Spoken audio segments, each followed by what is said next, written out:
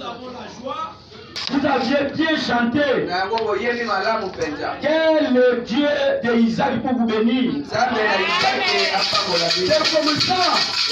Les enfants de Dieu vont montrer leur amour à leur Dieu. Vous êtes nous sommes cette matin. Mais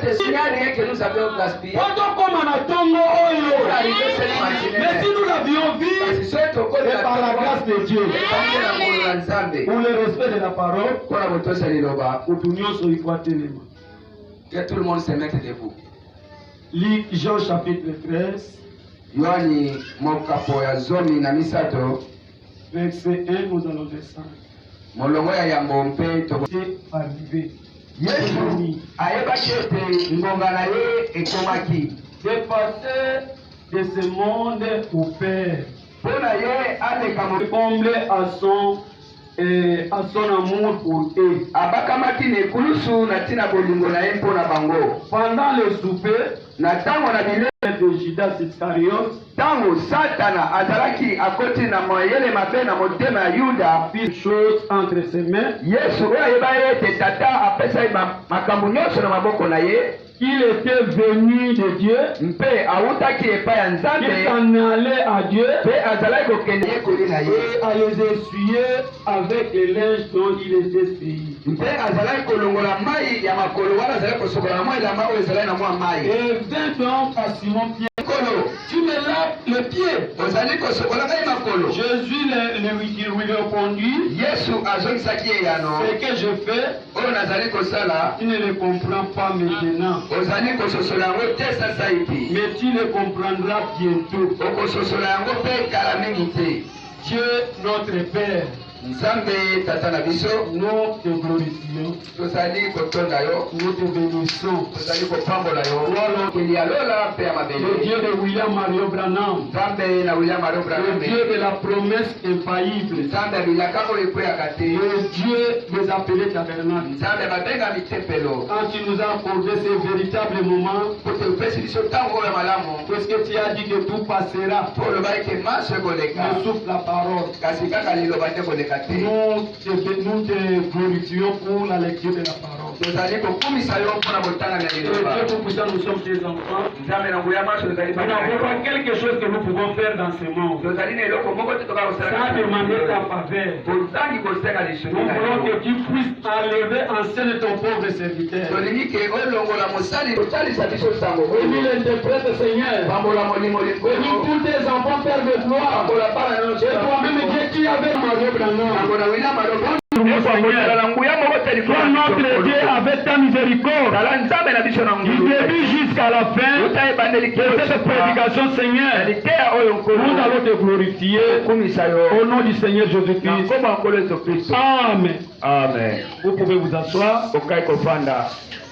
Ok, je dis encore merci iyo nazali kozongisa biso matondi na moto na botosi Isaac pour la confiance qu'il a manifestée à travers moi toujours mpona elika oyo apesi epai na ngai kaka de m'accorder le temps de parler de Jésus. na kopesa ngai ntango mpo te nakoka koloba na ntina Yesu na losambo na ye. Alors, nous sommes toujours dans notre texte et nous sommes en train de parler depuis le mercredi. mpe tozali kaka na mutualité na biso wapi biso lobana koloba uta mokolo ya misato, Les images de Christ. bililingi ya Kristo.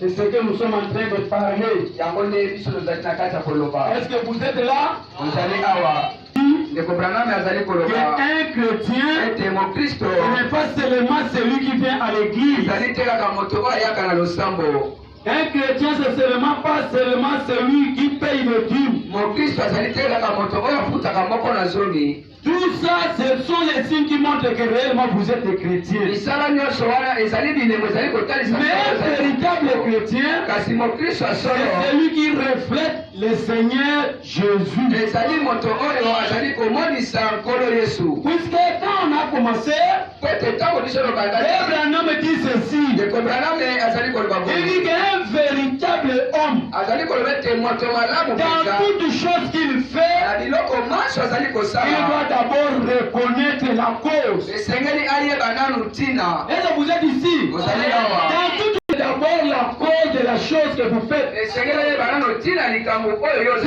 la cause, c'est normal. Vous pouvez persévérer dans cette chose-là. Parce que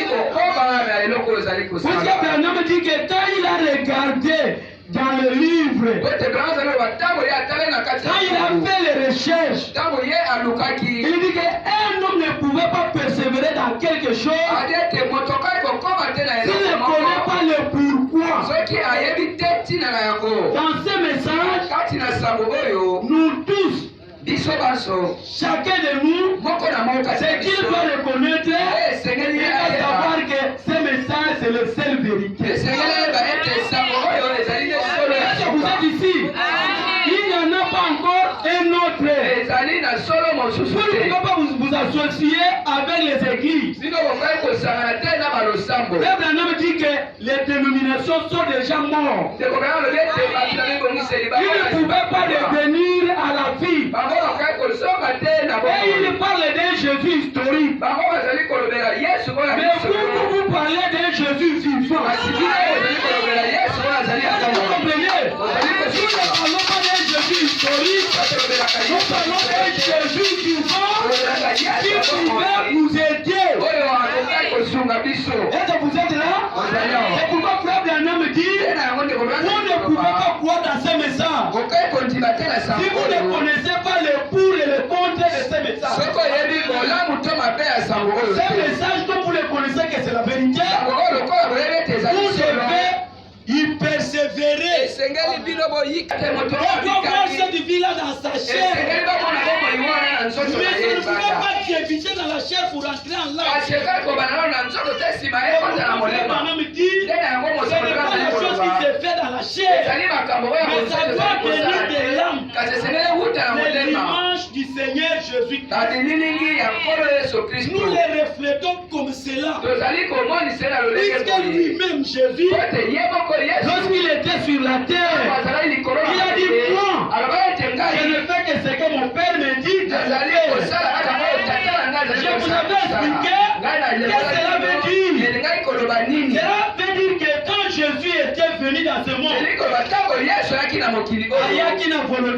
il n'était pas venu dans sa propre volonté. Est-ce que Jésus était venu dans sa volonté? Non, c'était la parole. Il y avait des précisions dans la parole. Tout ce que Jésus faisait, c'était l'accomplissement de la parole. Nous aussi, nous n'avons pas écrit ce message au hasard. La mort de Jésus, est-ce que vous êtes là? Caïphe se disait religieux. Mais cette femme-là, à l'appui, c'était un prostitué. C'était celui qui était adultère. Je vais prendre les images de Jésus-Christ. Je vais prendre le paragraphe 18. 20 et 21. Or, cela ne signifie pas que nous devons porter ces longues robes.